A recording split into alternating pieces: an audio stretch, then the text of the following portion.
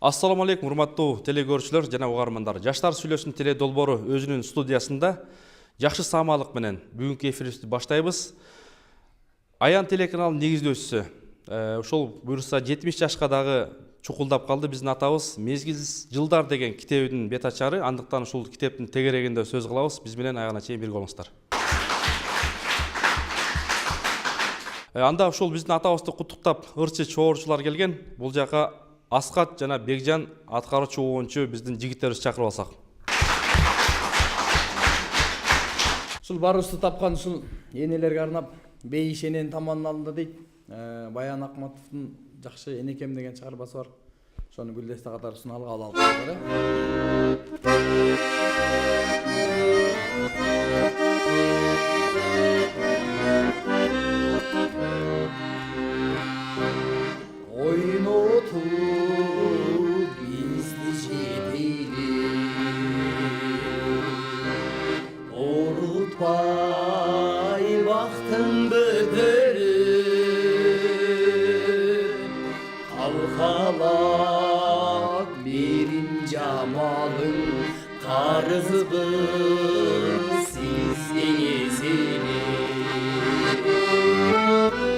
Kaygındı tartın temselik, karızlar yin var mençelik. Cük bolgon günü bestesen, cürögün moruy döygölüm. Alamdı nurga bölöysün, ak koynök giysen göy gölüm. Alamda bir daha yalızat, hacarlı emesin celi. Sulu mis apa sen celi.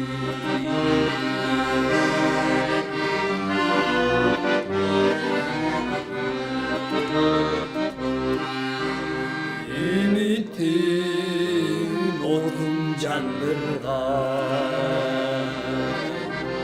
üy için bayram şangılgan. Ömürgü bizdi alıp gelgen eneler üçün can kurban. Kaygındı tartın temselip, karızlar kim var mençelik. Cük bolgon günü bestesen, cürögüm moruy döygölüm. Alamdı nurga bölöysün, ak koynök giysen göy gölüm. Alanda bir daha yalızat, acarlı emesin çeli. Sulu mes apa sen çeli.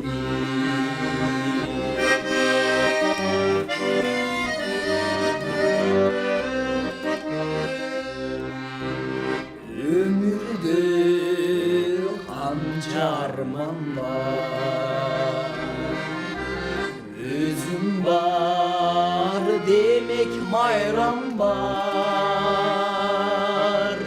Değiştir senin tamanı, bilgili bayram bayram var. Kaygındı tartın temselik, karızlar kim var mençelik. Cük bolgon günü bestesen, cürögün moruy döygölüm. Alamdı nurga bölöysün, ak koynök giysen göy gölüm.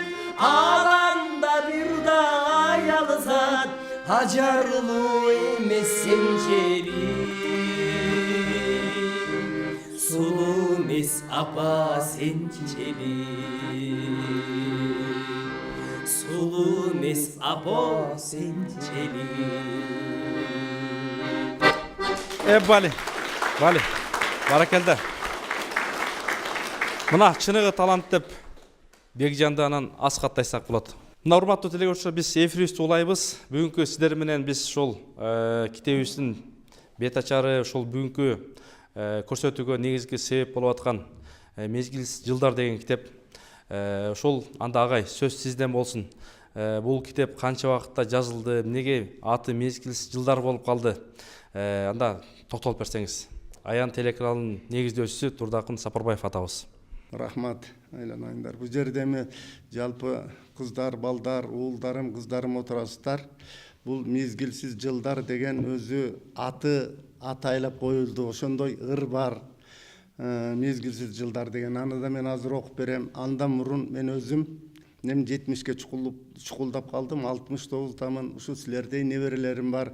Ушу силердей кезде мен дагы айылдан келип окуп, эки окууну бүткөнмүн.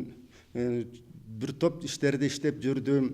Анан акыры ыр жазган бала кезимде, ушу силердей кезимде колума калемсеп кармагам. Анан ошондон жүрүп отуруп, анан 70-ке чукулдаганда бир китеп чыгардым. Мунун ичинде лирикасы да бар, адабий ахлат бар, ажыга барып келген адаммын. Ушул Нарындан баштап Мекеден бүтүргөн Ажылык сапар деген поэмам бар. Ошолорду мен силердин колуңардын келишинче ар бириңерге беребиз. Анан окуп көрсөңүздөр. Анан мен нарындыкмын деп атпайм. Анан биринчи ушу нарын тууралуу кеп баштайын. Кээ бирде адамдар азыр кыргызстандыкпыз деп калып атышпайбы? Туура кыргызстандыкпыз. Бирок ата журт деген бар, өнүп өскөн айыл деген бар. Ал жүрөктө, ал жүрөктүн башында. Себеби мен аны улам жаш өйдөлөгөн сайын адам түшүнө кирет экен да, айылы кирет. Ошо илгерки өткөн жакындары кирет, негедир. Ошону эңсейт окшойт да. Ошондо ушул эңсөөлөрүм ушул китепке кирген да. Эми нарын тууралуу бир ырок берейин, Жакшы болот. Анда кулак салсак. Нарын кышы. Түгөл аппак карабагын каякты, түгөн бөгөн ызгар күч аязду, түгөн күрдүн ыдыгына чыдабай, түтүн болуп дарыядан чыгат бу. Калтыратат теребелдин муздагы, кол жабышат кармаганда тутканы, чалыкпаган бул аяздын күчүнө, чарт жарылат чыдабастан муздагы. Тартат аяз терезеге боyoкту, түшкө кирбес капырай жомокпу, боз адырдын жонун сылап бүтүрүп, борон жойлойт кокту жана колотту. Өзөн жээги тал теректер бүт бубак, өксүк менен муз алдынан үн чыгат, өзгөгө суук болсо дагы нарыным, өмүрүмө жагып турат шамчырак. Баракелде. Жуп болсун. Мезгилсиз жылдарды окуп берейин. Ушул аты кандай болуп калды, заты кандай болуп калды деп ойлоп аткандырсыз. Мезгилсиз жылдар.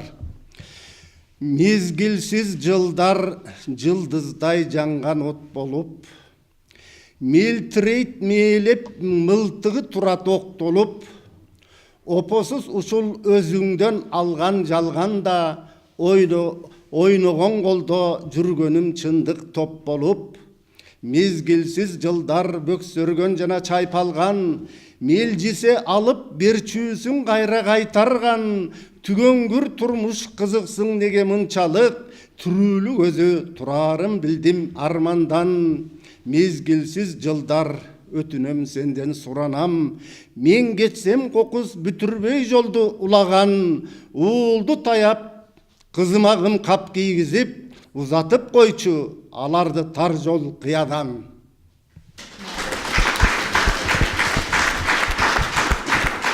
Бул мезгилсиз жылдар убакыт жана ажыке өзбек ажы айтып этпедиби? Бул убакыт жана өмүр. Өмүр бул мезгилсиз нерсе да, мезгилсиз учурда түгөнүп калыш ыктымал, ар кандай болуш ыктымал. Ошондуктан ар дайым качан ажал кетет, кандай келип калат, аны эч кимибиз билбейбиз, бир Алла Тааладан башка. Ошондуктан жана мезгилсиз жылдар деп аталганда бул убакыт, бул өмүр.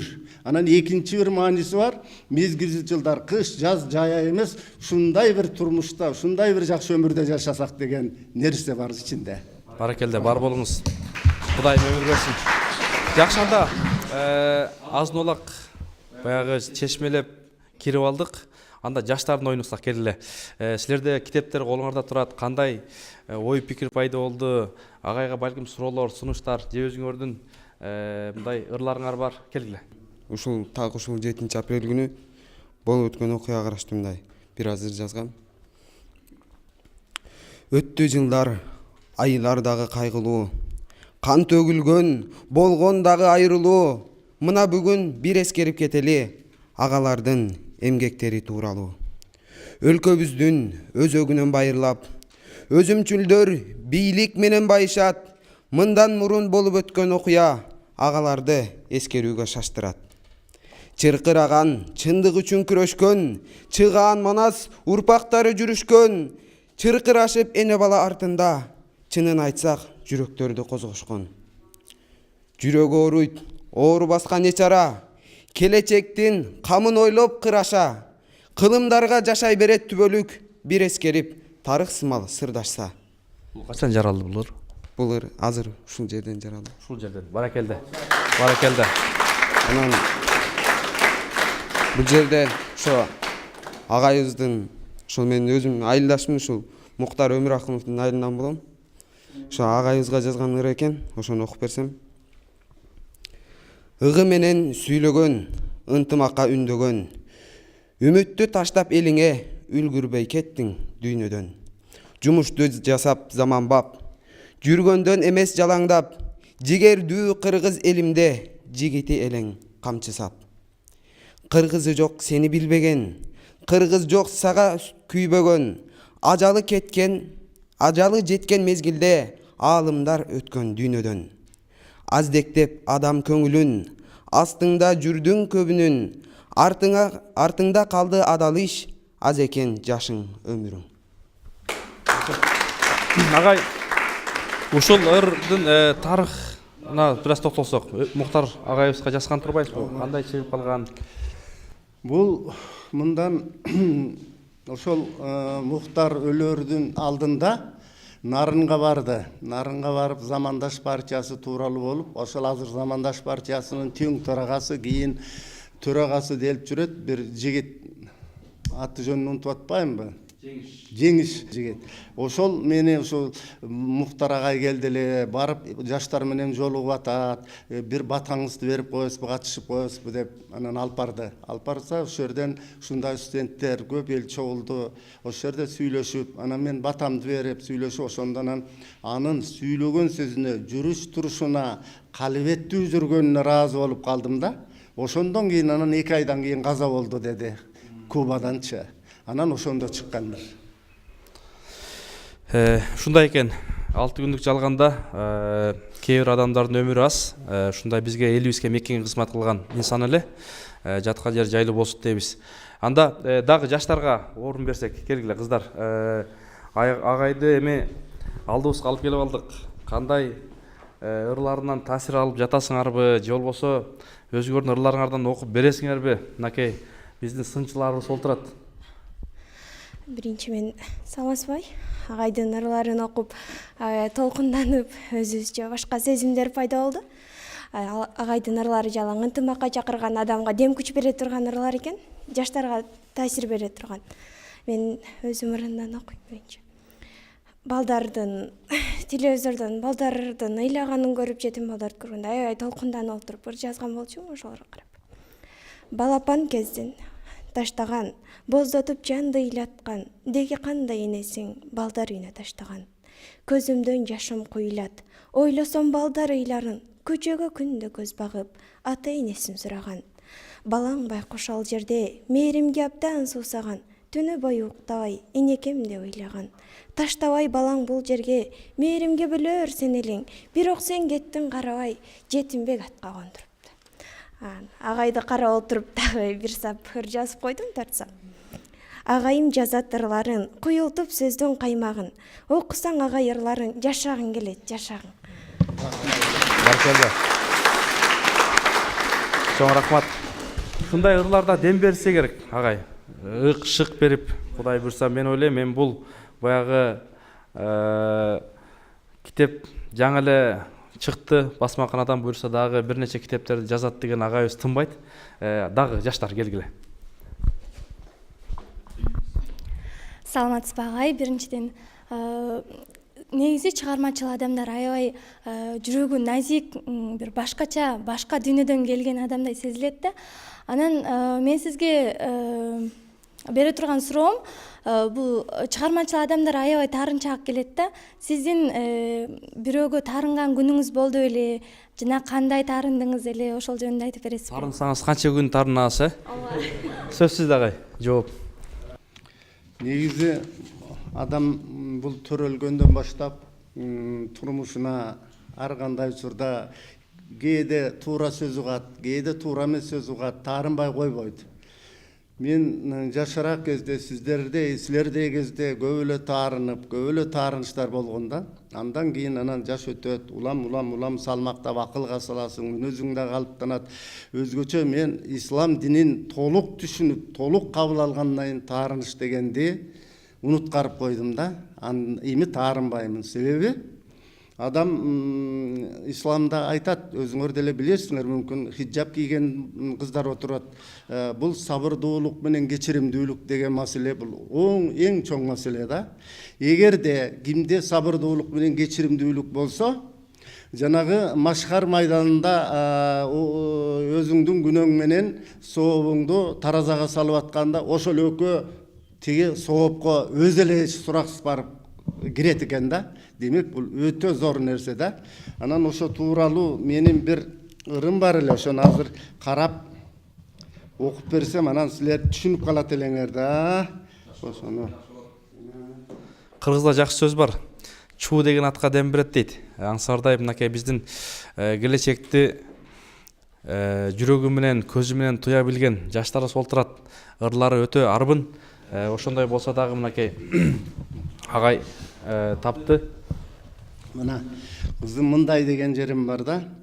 Өмүрүм бар теңир берген, чектелген, маңдайыма аруу тагдыр кескелген, оюң менен күнгө колуң жетсе да, кутулбайсың ушагайың кептерден, укканымда тыз десе да жүрөгүм, өзгөрүлбөйт анча деле мүнөзүм. О жараткан кечире көр аларды, билбей баткан кичине чоң күнөөсүн. Эстейличи жата турган кабырды, ал мезгилде сурарың жок алыңды. Алла Таалам ар пендеге буйруп берсе болду түгөн бүгөн сабырды. Баракелде. Ушул мынакей агайыбыздын китебин өзүн куттуктап келген биздин ак таңдай, жес таңдай акыныбыз Турат Жумаевди бул жакка чакырып алсак.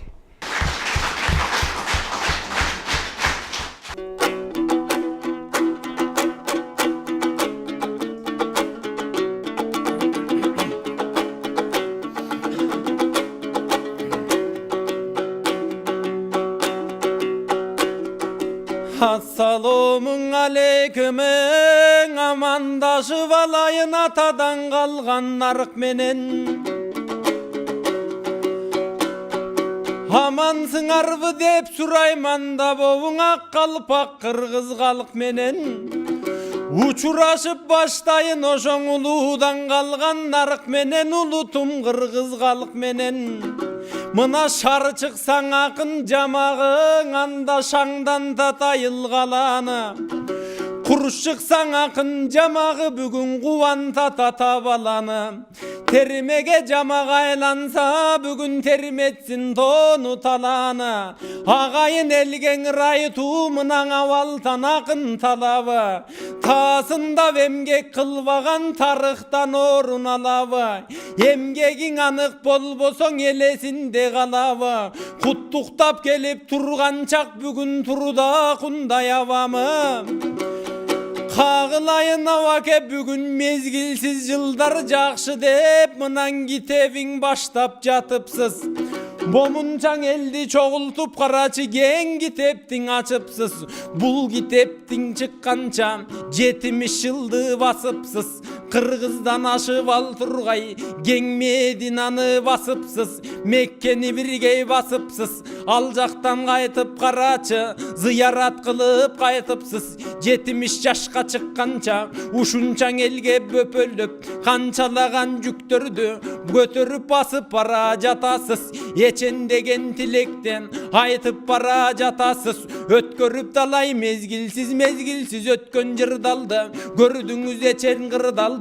Дайым жашты чогултуп үндөп бара жатасыз. Карачы көп жаштарга ыйманда, андыктан айтып кетсем деп комузумду көтөрүп алып келген чагымда, Алтайранын жанына нак булактын өзүндөй бүгүн агып кеткен жагында. Ушул аянды түптөп бир кезде кең эмгекти жасапсыз. Ушундай кымбат эмгекти жасаган атаман бүгүн батаң алсам деп келдим. Жакшынакай ой менен эң атагандай кем бүгүн өнөрүңдү текшергин. Себебиң эмгек кылганга бул өмүрдө жакшы да көңүлдү айтып олтурсак, аталарга кызмат аткаруу биздей жаш балдар үчүн бактыда.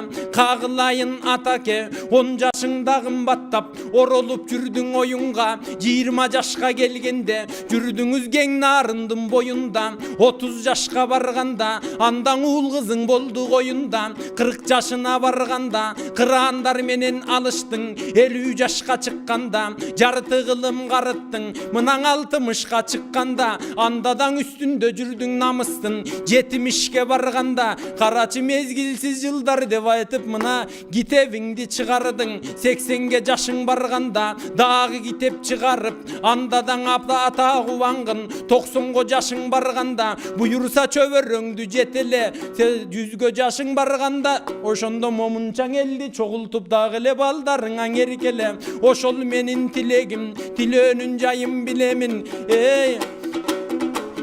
100гө жашың баргандан ушунча жаш балдар менен кошо бол. 110дон арың өткөндө тиги жеңишпеге устат айтмакчың эмне болсоң ошол бол. Ошондой кымбат тилекти айтып турган маалымда, жакшынакай тилекти тартып турган маалымда, көрсө пайгамбардын изине барып келген адамсыз. Карачы Мекке Мединанын төрүнөн ошентип жагып келген адамсыз. Кыргызга кызмат аткарып буюрса дагы да көптү багарсыз. Мезгилсиз кымбат жылдарда, мезгилсиз кымбат жылдарда эчен жерде бастыңыз. Эчен жаш кезиңден эчен сулууларга жактыңыз. Андан да далай ыргылып, далай сүйүүң ырларын жаздыңыз. Мекке Мединага барганда минтип ыймандан ырды жаздыңыз. Буюрса пайгамбар деп жүрөктөн пайгамбардын эскертет.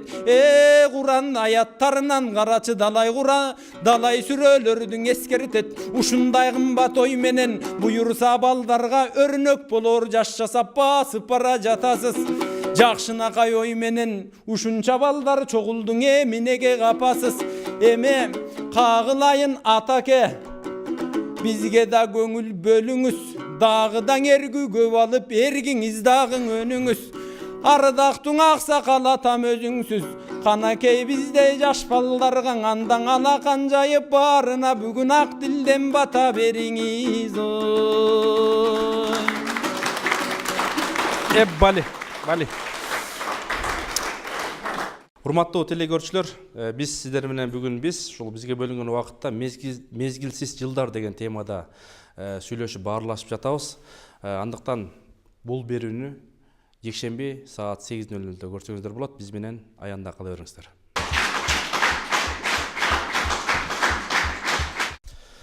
Урматтуу телекөрүүчүлөр, биз ойлойбуз Кудай буйрса ушул балдарыбыздын, жаштардын жана агайдын ырларынан жүрөгүбүзгө жакшы бир азык алып, руханий дүйнөбүздү байыттык деген ниеттебиз. Жаштар сүйлөсүнүн теле долбоору коштошот. Кийинки оодон амандашканча саламаттаныңыздар.